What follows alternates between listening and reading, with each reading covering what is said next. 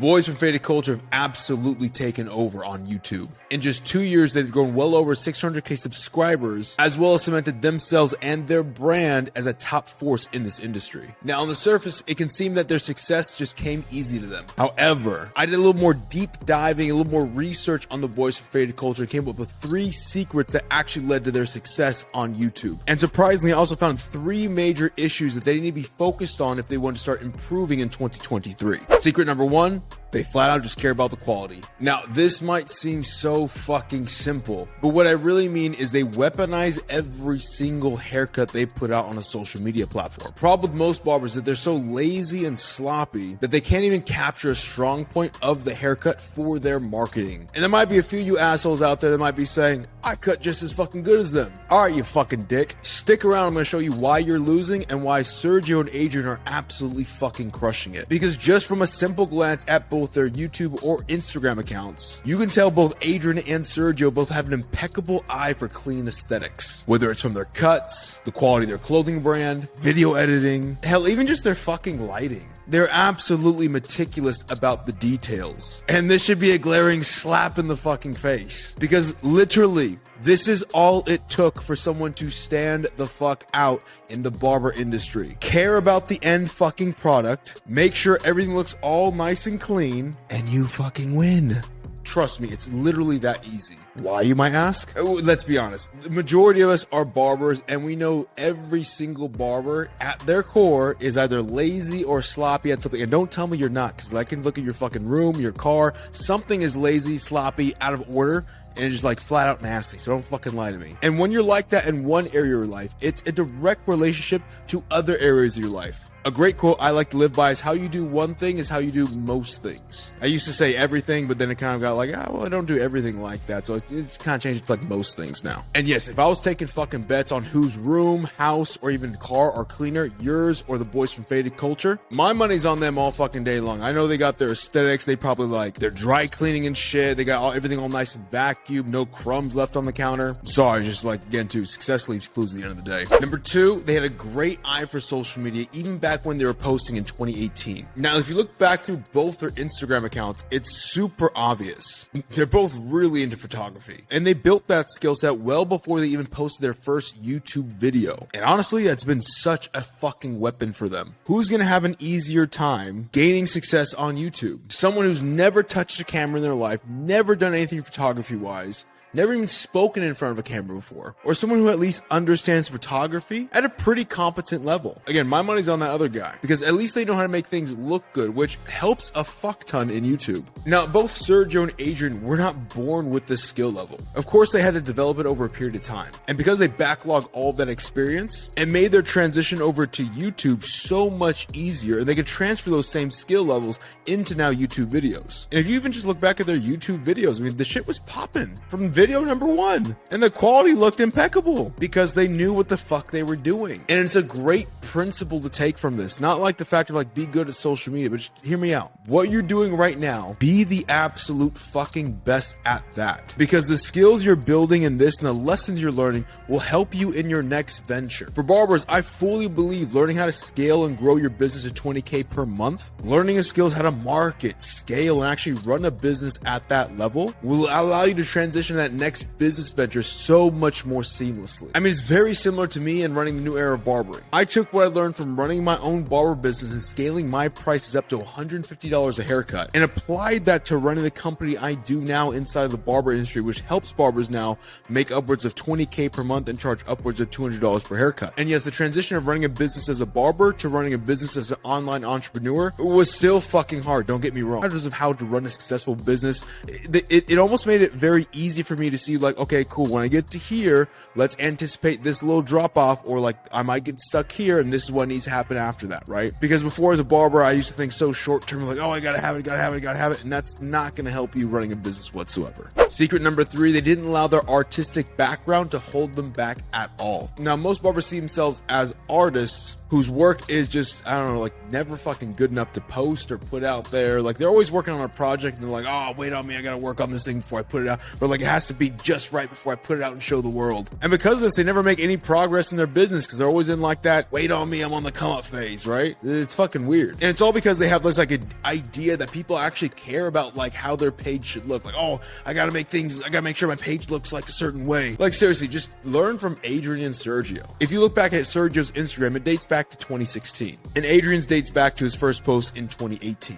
Now, there's no way in fucking hell you could tell me that they just hopped onto an Instagram platform in 2016 and 2018. I'm not fucking buying it. They were on Instagram prior before then, right? But I'm willing to bet what happened was they developed their skill level of like what they wanted their aesthetic to look like, their photography skills, you know, all the other additives of like how they wanted everything to look.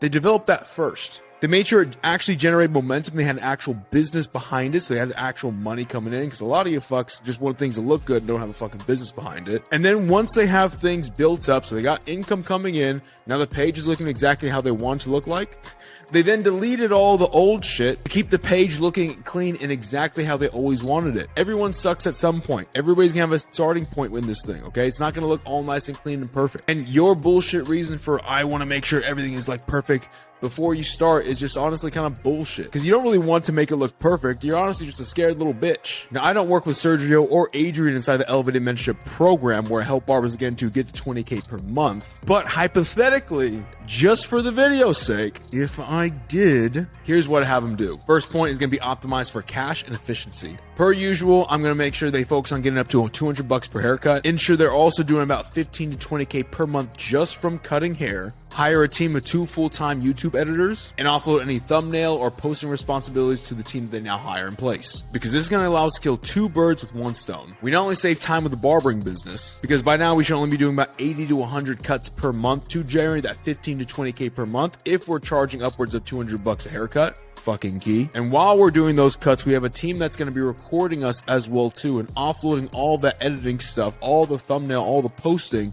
So all we got to focus on is like keep this thing churning overall and direct the team. That way Adrian and Sergio can focus on the next areas of growth inside of their business while they're increasing their monthly revenue each and every single month. I mean, think about it. Both of them are pulling in 20K a month. There's already 40K just from cutting hair overall. Imagine what the YouTube channel is going to be doing off AdSense if you're pumping out more and more and more, plus what we're going to implement a little bit later.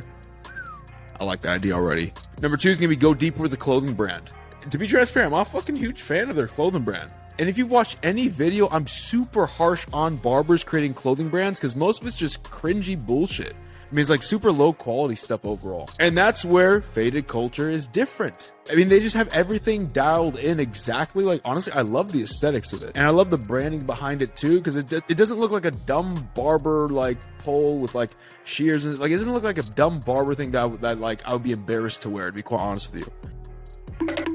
And to be honest with you, I actually bought a few shirts while I was doing research. I'm like, fuck, I actually want to buy a couple shirts. Now, for this point, this can simply be putting more time into product development, getting an even higher quality with their stuff. And I haven't got my package yet. I literally just ordered maybe 2 days ago. So I don't know what the packaging looks like, but obviously maybe even upgrading off the packaging, and also focusing on more content that will drive more sales for that clothing brand that now you're gonna have more products for and a higher quality for. And this can be as simple as like some like of those like lifestyle or like some fashion reels posted on Instagram or even TikTok of them just like sporting their clothing brand and doing some, I don't know, just dope shit overall and just having a good aesthetic. Maybe even some inside looks of like new products that are being developed, paying other influencers for videos of them like wearing the stuff or like, you know, their lifestyle videos. Because literally the idea for this is just to generate more eyes to get onto their brand and their clothing with better products. But honestly, their aesthetic is fucking phenomenal. And I mean, I might be biased because I'm just a big fan of like, I know my editor's gonna fucking kill me. I'm just a big fan of like black clothing. I was gonna be like, I'm a big fan of anything black, right? And I was like, that's gonna be a fucking sound bite.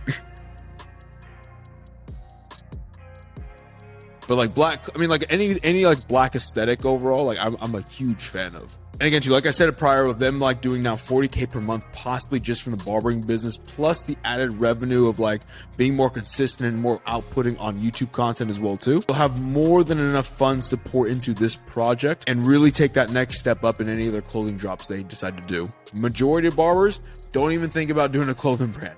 Those guys right there, once they get up 20K per month, absolutely go into that next thing. But if you're under anything under 15K per month, don't even think about doing a clothing brand. It's a waste of time. Get your money up, barbers. All right. Number 3, test more on YouTube, long form and short form. Now, once they have the business humming and they have a set new product and new way of marketing on short form content, I think the obvious push is going into long form on YouTube, which I'm always a big fan of. It's gonna be lifestyle vlogs, fashion vlogs. It could be challenges or even like inside looks of them doing product development, you know? Again, the whole idea here is to generate more eyeballs onto their brand because of their platform they've been able to develop so far. Because they honestly have something that's easily desirable with the aesthetics they've created. I would also double down on the Spanish channel they have, and yes, I did find that thing. And I would also go twice as hard with that content because you already have a fuck ton of content from like the original channel. And I think there's such an untapped potential in that market, not only just from the barber tutorial space for them, but also just the lifestyle vlog if they continue to push that forward. Last but not least, of course, go harder into the YouTube Shorts. I think they're highly underutilizing this platform, and I think especially heading into 2023 when YouTube is now going to start monetizing YouTube Shorts, it's an absolutely no fucking brainer for them.